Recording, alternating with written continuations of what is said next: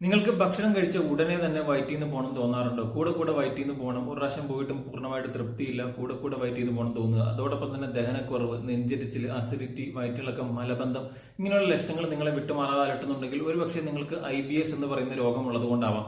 IBS എന്ന് പറഞ്ഞാൽ irritable bowl syndrome. ഞാൻ വിശദീകരിക്കാം. ഈ രോഗം വരുന്നത് വൻകുടലിലെയും ചെറുകുടലിലെയും മൂവ്മെന്റ്സ് അഥവാ അതിന്റെ ചലനങ്ങളെ ബാധിക്കുമ്പോഴാണ് നമുക്ക് ഈ രോഗം വരുന്നത്.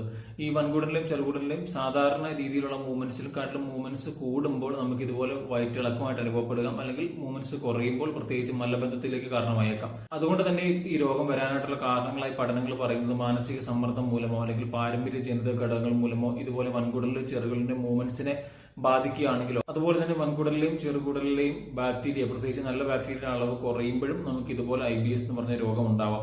അതുകൊണ്ട് തന്നെ ഓരോ IBS രോഗികളിലും വ്യത്യസ്തമായ ലക്ഷണങ്ങളാണ് കാണിക്കുന്നത്. ഒരാൾക്ക് വയറ്റിളക്കമാണെങ്കിൽ ഒരാൾക്ക് മലബന്ധമായിട്ടായിരിക്കും കാണിക്കുന്നത്.